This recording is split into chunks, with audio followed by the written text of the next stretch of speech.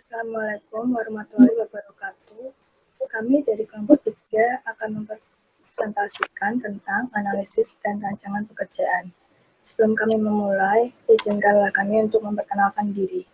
Yang pertama, Devi Novina, B11 2019 06124. Yang kedua, Veronica Rafael Tumarwijaya, B11 2019 06127. Yang ketiga, Nova Nur Kartika, B11 2019 06131. Dan yang keempat, Syangkir Rangga M, B11 2019 06159.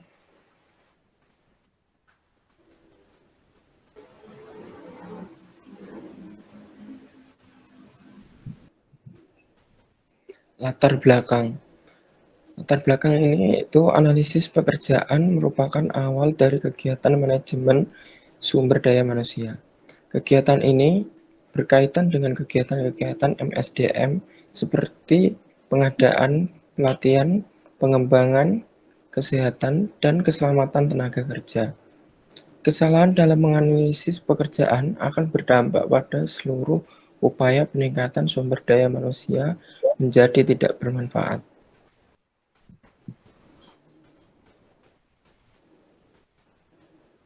Berikutnya ada proses analisis pekerjaan. Proses analisis pekerjaan yang pertama, merencanakan analisis pekerjaan. Merencanakan analisis pekerjaan terdiri dari menentukan tujuan dari analisis pekerjaan. Yang kedua, memastikan ketersediaan informasi yang dibutuhkan. Kemudian yang kedua, mempersiapkan analisis pekerjaan yang terdiri dari menentukan jenis informasi yang dibutuhkan, menentukan sumber, jenis metode, dan teknik pengumpulan informasi. Yang ketiga, implementasi analisis pekerjaan, yaitu mengumpulkan dan menganalisis informasi. Yang keempat, membuat deskripsi dan spesifikasi pekerjaan, yaitu membuat draft deskripsi dan spesifikasi pekerjaan. Yang kedua, mengesahkan deskripsi dan spesifikasi pekerjaan oleh pemangkunya. Yang terakhir ada evaluasi pekerjaan, yaitu meninjau analisis pekerjaan. Teknik pengumpulan informasi analisis pekerjaan. Yang pertama, observasi. Observasi adalah pekerjaan yang dapat dilakukan melalui pengamatan tugas yang dilaksanakan seseorang atas pekerjaannya. Yang kedua, wawancara.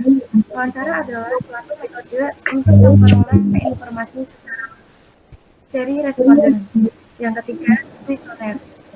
Kuesioner adalah mengumpulkan informasi melalui sejumlah daftar pertanyaan, bisa secara terbuka maupun tertutup. Yang keempat, catatan karyawan. Catatan karyawan dikumpulkan dengan meminta kepada karyawan menguraikan tugas-tugas yang mereka lakukan dalam sebuah buku harian. Yang kelima, kombinasi adalah para analisis jarang sekali hanya menggunakan satu metode saja. Bahkan para analisis menggunakan 3 atau lebih metode sekali. Selanjutnya adalah metode analisis dan rancangan pekerjaan. Yang pertama, metode penelitian. Metode yang digunakan dalam penelitian ini adalah survei evaluasi. Metode survei evaluasi adalah survei untuk mengevaluasi pelaksanaan suatu program. Yang kedua, metode pengumpulan data. Metode pengumpulan data dibagi menjadi 2, yaitu data primer dan data sekunder. Yang pertama, data primer yaitu data yang dikumpulkan melalui suatu observasi atau penelitian secara langsung. Yang kedua, data sekunder, yaitu data yang didapat dengan cara membaca dan mempelajari buku-buku dan juga tulisan-tulisan yang ada hubungannya dengan masalah yang dibahas. Yang ketiga, ada metode analisis dan perencanaan. Yang pertama, permodalan domain informasi adalah data-data yang diperlukan untuk pembangunan suatu sistem dikumpulkan sebagai kebutuhan sistem. Data-data seperti data pembeli, data barang, data pembelian, data petani, dan data penjualan. Yang kedua, menggambarkan fungsi modul yang berarti fungsi dari sistem yang akan dibangun, sumber dari data-data yang diperlukan untuk pembangunan suatu sistem dikumpulkan dan digambarkan. Yang ketiga, permodelan tingkah laku, yaitu hasil dari tingkah laku atau fungsi dari sistem yang akan dibangun dipresentasikan kepada pengguna. Yang keempat, model. Model dipartisi untuk mendapatkan detail yang lebih besar dibuat suatu proses pembagian kerja agar sistem dapat bekerja dengan optimal sesuai dengan keinginan pengguna. Yang kelima, mempresentasikan inti masalah. Mempresentasikan inti masalah menggunakan model awal dari presentasi tersebut pada dievaluasi suatu sistem yang akan dibuat. Berikutnya, komponen rancangan pekerjaan, yaitu ada 3. Komponen organisasional, komponen lingkungan, dan komponen perilaku. Komponen organisasional terdapat 3 pendekatan. 1. Pendekatan mekanistik, 2. Aliran kerja, 3. Praktik-praktik pekerjaan. Yang kedua, komponen lingkungan meliputi kemampuan dan tersedianya karyawan dan pengharapan sosial. Yang ketiga, komponen perilaku terdiri dari otonomi, variasi, identitas tugas, dan umpan balik. Manfaat analisis pekerjaan. Pertama, manfaatnya adalah perancangan pekerjaan. Bagaimana telah dijelaskan sebelumnya bahwa analisis pekerjaan berkaitan erat dengan perancangan pekerjaan. Suatu perusahaan melakukan kegiatan perancangan pekerjaan agar memperoleh hasil kerja yang efisien dan efektif. Untuk merancang suatu pekerjaan, dibutuhkan berbagai informasi secara terperinci tentang tugas-tugas manusia. Yang kedua adalah perencanaan sumber daya manusia. Kegiatan ini merupakan tugas manajer sumber daya manusia untuk menentukan jumlah dan jenis tenaga kerja yang dibutuhkan. Manfaat dari informasi pada analisis pekerjaan akan dapat memenuhi tuntutan pekerjaan. Yang ketiga adalah rekrutmen dan seleksi. Rekrutmen merupakan proses mencari tenaga kerja untuk mengisi kekosongan pekerjaan yang ada dalam perusahaan. Para manajer selalu menginginkan untuk memperoleh sumber daya manusia yang berkualitas terbaik. Untuk itu, tidak jarang manajer mengeluarkan sejumlah dana yang relatif besar untuk memperoleh sumber daya manusia yang berkualitas baik. Banyak perusahaan bersaing untuk memperoleh sumber daya manusia yang memiliki pengetahuan dan keterampilan serta kemampuan yang terbaik. Seleksi sumber daya manusia berarti memilih sumber daya manusia berkualitas sesuai kebutuhan. Untuk memenuhi kebutuhan itu, perlu dilakukan identifikasi atas sumber daya manusia yang sekarang dimiliki perusahaan baik jumlah maupun jenisnya.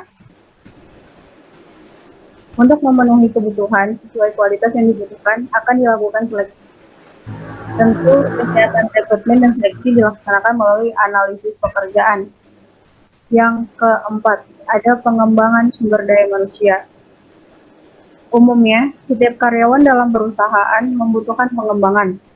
Program pengembangan sumber daya manusia akan bermanfaat bagi karyawan untuk memperbaiki pengetahuan dan keterampilan yang dimiliki, karena berdampak pada peningkatan kinerja karyawan itu sendiri. Pengembangan dapat dilakukan bagi karyawan yang kinerjanya di bawah standar pekerjaan untuk memperbaiki kinerjanya. Bagi karyawan baru, pengembangan perlu dilakukan untuk menambah pengetahuan dan keterampilan kerja agar sesuai dengan kebutuhan. Yang kelima adalah penilaian kinerja. Penilaian kinerja membutuhkan informasi tentang seberapa baik kinerja setiap karyawan. Tindakan ini dijadikan sebagai dasar untuk memberikan penghargaan bagi karyawan yang bekerja secara efektif dan memperbaiki kinerja yang kurang efektif. Melalui analisis pekerjaan, organisasi dapat mengidentifikasi perilaku dan hasil kerja yang efektif dan tidak efektif. Yang keenam, perencanaan karir. Perencanaan karir merupakan pandangan ke depan atas apa yang dicita-citakan individu dengan peluang-peluang yang tersedia pada organisasi.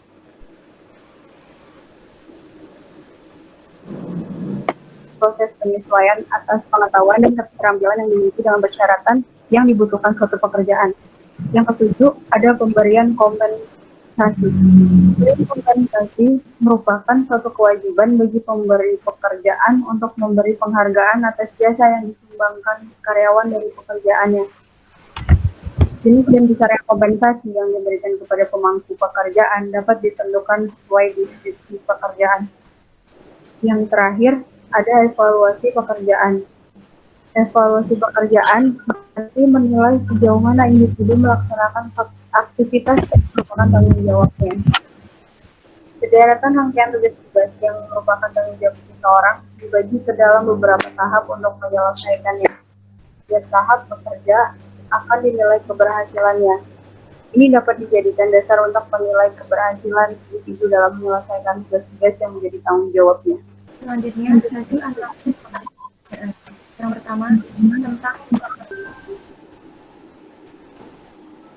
selanjutnya hasil analisis pekerjaan. Yang pertama, tentang pekerjaan.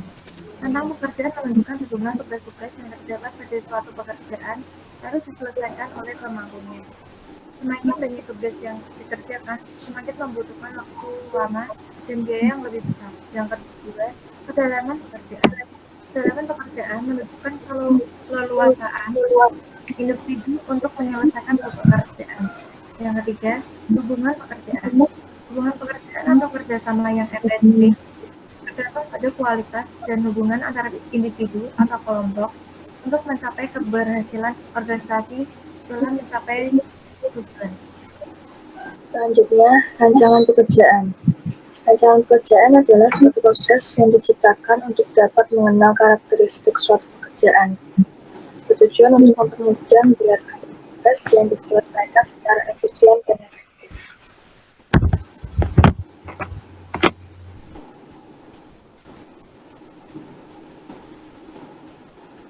Selanjutnya, faktor-faktor dalam merancang pekerjaan. Yang pertama, perubahan teknologi. Yang kedua, spesialisasi pekerjaan. Yang ketiga, tuntutan serikat pekerjaan. Yang keempat, kemampuan karyawan yang ada sekarang. Yang kelima, tersedianya calon karyawan yang ada.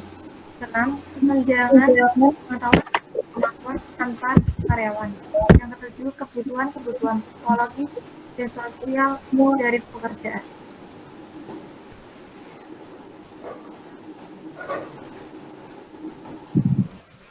Selanjutnya, cara untuk mengatasi kebosanan di dalam rancangan pekerjaan. Yang pertama, rotasi pekerjaan. Rotasi pekerjaan adalah perputaran pekerjaan yang dialami seseorang pekerja pada satu atau beberapa jenis pekerjaan, sehingga seorang pekerja harus memiliki lebih dari satu pengetahuan dan keterampilan. Yang kedua, perluasan pekerjaan. Perluasan pekerjaan yaitu suatu tindakan menambah beban pekerjaan kepada pekerja pada tingkat pekerjaan yang sama dengan pekerjaan yang kita kerjakan sekarang. Yang ketiga, pengayaan pekerjaan. Pengayaan pekerjaan yaitu tindakan menambah tugas-tugas kepada pekerja pada tingkat pekerjaan yang lebih tinggi. Yaitu selanjutnya pendekatan perancangan pekerjaan, yaitu ada 3. 1. Pendekatan mekanistik, yaitu suatu pendekatan yang menitik beratkan pada kemampuan fisik manusia untuk mencapai efisien pekerjaan. Dampak negatif adalah pekerjaan yang terspesialisasi yang dilakukan secara berulang dapat menimbulkan kejenuhan sehingga terjadi ketidakpuasan kerja, menimbulkan tingkat perputaran kerja dan kemangkiran kerja yang tinggi. Yang kedua, pendekatan faktor manusia, yaitu suatu pendekatan yang menitik beratkan pada kegiatan manusia. Contohnya fisik manusia, dasar mekanis yang mengatur gerak dan fisiologis dalam kegiatan proses produksi.